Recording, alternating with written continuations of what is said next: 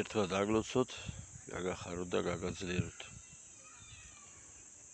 კიდევ ერთხელ მინდა მიმართო ქართული ოცნების გამправებლებს.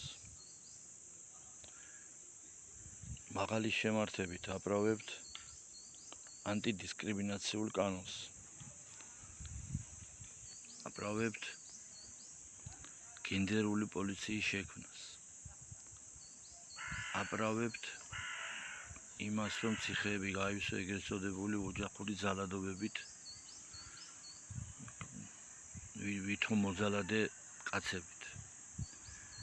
აправებთ იმას, რომ განათლების სისტემა კოლექტიურ ბაბუცა პატარაებს ჩაბარდა უკვე ბოლო 13 წელიწადია. აправებთ იმას, რომ ნარკოტიკების პლანტაციების გაშენება უნდოდა ოცნების პირველ პირებს. აправებთ იმას, რომ მთელი თქვენი მოღვაწეობის მანძილზე ლეკობოტო პროპაგანდა მიმდინარეობდა ქვეყანაში და მხოლოდ ბოლოს გახდით იზოლებული, მიგეღოთ კანონი. აправებთ იმას, რომ სინდისის პატიმრები 5 და 6 ივლისის სინდისის პატიმრები ყავდათ. აправებთ იმას, რომ უკრაინის დროშებით გადაჭედეთ ქვეყანა 22 წელს, 23-ში და ასევე. აправებთ იმას, რომ გაავსეთ თქვენმა ხელისუფლებამ გაავსო უცხოელებით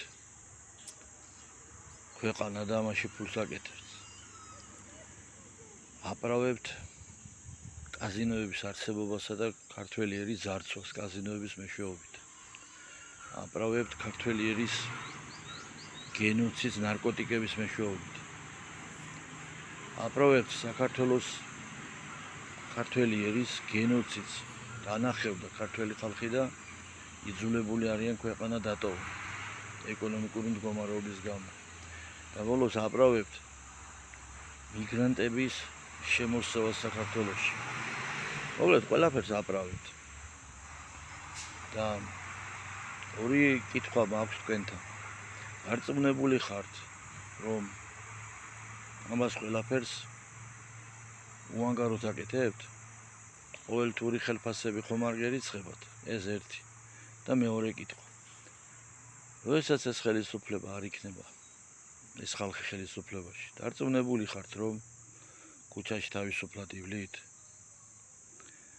მე დაგლოცავდით, რომ გაგეხსნათ გონება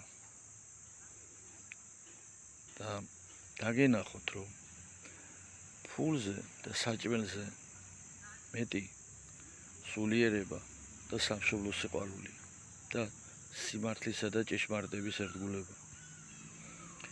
ხოლო შეკითხვას, რომელსაც მე მისვამთ, ყველანი ერთად ამ ბოლო დღეები არის, თან ერთი და იგივე შეკითხვას. სად იყავი 2012 წლამდე?